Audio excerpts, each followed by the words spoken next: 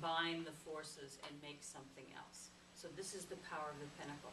Now there's a lot of talk and a lot of beliefs that involve where you never turn upside down because that's negative, that's bad. And I used to buy into that part, honestly. But in reality, we have building forces and destroying forces everywhere. I mean, imagine if a tree fell and it never rotted away and returned to the soil.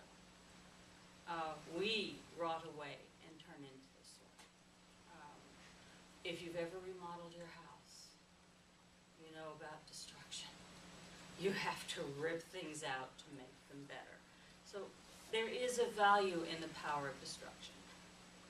You just have to use it in the right way. Use it towards a common good and with respect for what you're taking apart to make it into something else. So the tarot is used to help reveal things that we've been in denial. Does it also give us ways of guidance? Does it, once we've been told the truth, does it help us? Oh, yeah. Well, if you want to see where you're going, you got to see where you've been. Then you know where the road's going, right? And whether you want to steer it one way or another. So when you see through the tarot how you've always behaved in a certain situation, then suddenly you're armed to change that behavior, right? To change that attitude, to change that belief system. There is a process with the shuffle where we ask our angels and our guides to stack the deck.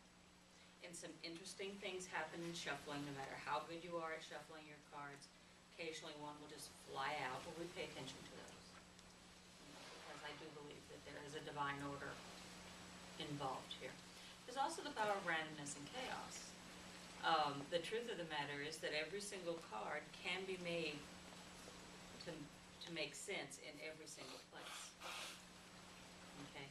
That's the way it is. It's the act of looking at it and applying it that brings you the clarity you need. I find it a marvelous, marvelous tool. And I know I'm seeing some familiar faces in here. I know I've read some of you before. I'd love to hear how that turned out. So, Mine was great. I had fun reading it. It was delightful. So, any questions?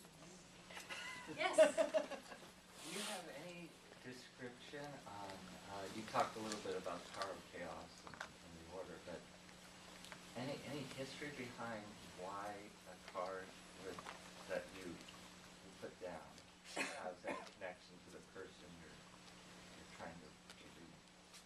Does that make sense? Well, every card can apply to every person in every aspect of their life. I mean, it takes work to do it, but you can.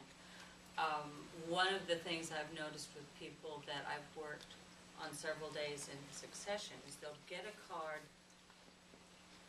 in works and it'll transfer up into unexpected, and then it goes into body and then mind, and the next thing you know, it's in the past, and they're like, okay, I have worked through that. So the cards have a way of traveling through the read as you start dealing with that aspect of your life. That I think it's really unique, and really the best word I can come up with is magical or divine. There is a strong feeling of something at work. It really is. Or like if two people were sitting next to each other, then how's the card know which person to go to? Oh, because each person is working from their own deck. Oh, okay. Yeah. Yeah.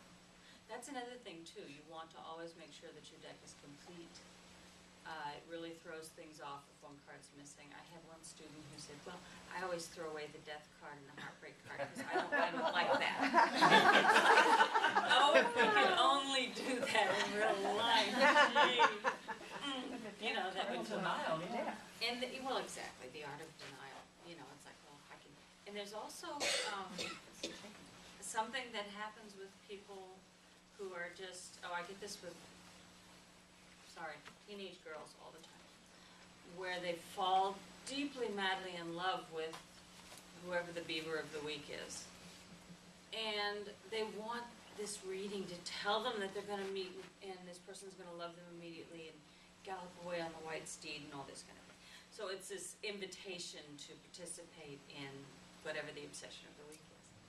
And we do the whole life read, and it tells them about their family and their homework and their housework in there. You need to eat better and you're not getting enough sleep. And by the way, remember to thank God when you go to sleep. Reground, whatever it is that comes up in their reading. And then they'll look at me like this when they're done. They say, well, you didn't say anything about my romantic life. So therefore you're not very good reader. And I said, well, I think your spread here is telling you more about maybe you should look at other aspects of your life. You know? So there are abuses with tarot, where a tarot reader can very easily spot where the obsession is, and then manipulate things to feed that obsession, to increase the amount of time, to increase the amount of money. I can spot those a mile away. And generally most people can't. A true tarot read will tell you mostly what you need to know, maybe not what you want to know. Yeah. So you don't ask, I always thought you asked a question and then you pull the card. Well, yeah, you can do that. It's called cheating. So what's the difference between like angel cards and, Oh, that's an excellent question. I do have an assortment of oracle cards, is what they're called.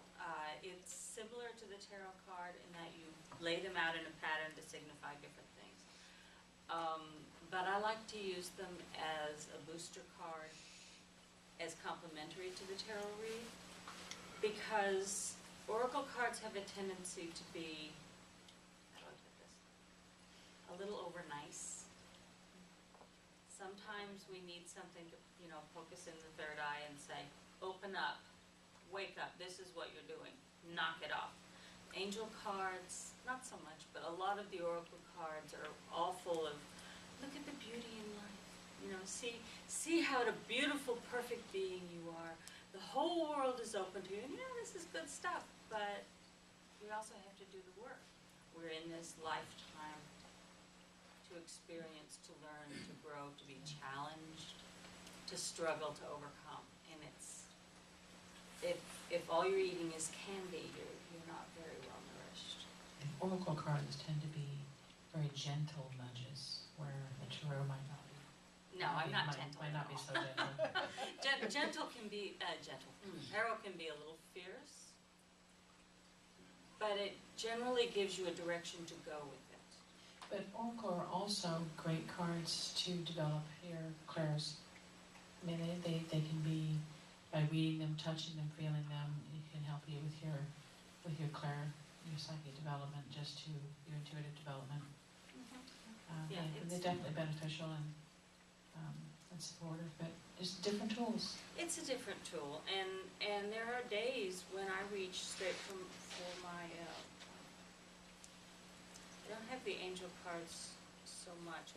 I do have the Ascended Masters deck and the Krynon deck, and a number that are more positive, and frankly, sometimes I just need a hug. And that's okay too. It's just The Ascended Masters deck tends to be a little bit more direct. It's a little more direct, and so is the Earth Magic deck is a little more direct. See, I'm a Taurus with an Aries moon. I mean, it's full speed ahead, go for it. And that is my struggle, is that I need a sledgehammer. I really do. Some people you can nudge with a feather. I'd like to open it up to some questions, and then we are going to wrap up. Reverend Kristen is going to be teaching tarot card for beginners every third Sunday, and that will be starting today at 12:30. But she will be here on the third Sunday of every month in the Goddess Room. If you're interested in learning, you can come and take some classes with her. So just maybe one more question, and then we'll wrap up. Go ahead. I tend to do tarot at turning points in my life. It serves, and consistently, there are major arcana cards over 10. And at least in the Aleister Crowley deck, it said, forces beyond your control are divine intervention. Which can you give me any insight into that? Is that so, or is it just that deck? A lot of it is that deck. Okay. Yeah. And then what's that Aleister Crowley card, the black one with the red? It's always kind of.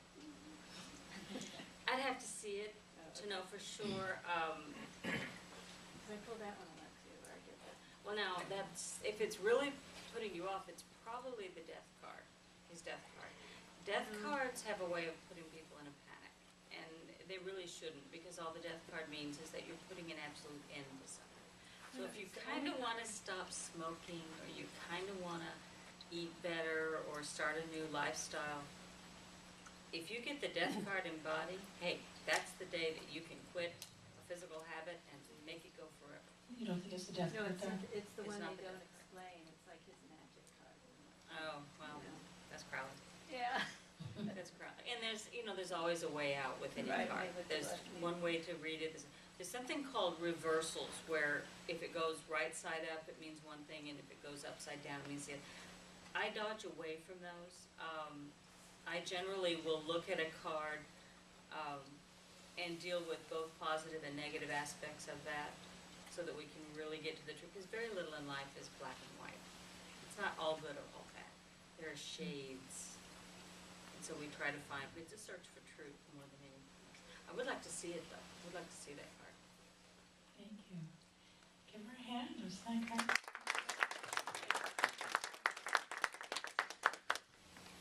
Yeah, Erdogan is, not sure what he is. Well, I'll just do the announcements real quick before we do our closing meditation. We had the drum circle here on Friday night, 2 nights ago, and that's going to be the second Friday of every month. That was so much fun, and it's about an hour and a half. My hand was sore for about 24 hours afterwards, because I'd never really drummed before, but it was a lot of fun. So as you know, we have all of our weekly classes on the, you ready? On the first Sunday of the month, Joan Salat does his ecstatic dance. The second Sunday, Trav Williams does the virtue-based abundance. And on the third Sunday now, Kristen's going to be doing the Chiro classes. Tuesday is Kundalini Yoga. It is also Conscious Anatomy. If you would like to learn about being a medical intuitive, you can take it as a certification, or you can just simply come to any of the classes. We also have the Crystal Consciousness class on the second and fourth Tuesday, and the channeling class on the first and third Tuesday. So lots of Tuesday stuff going on.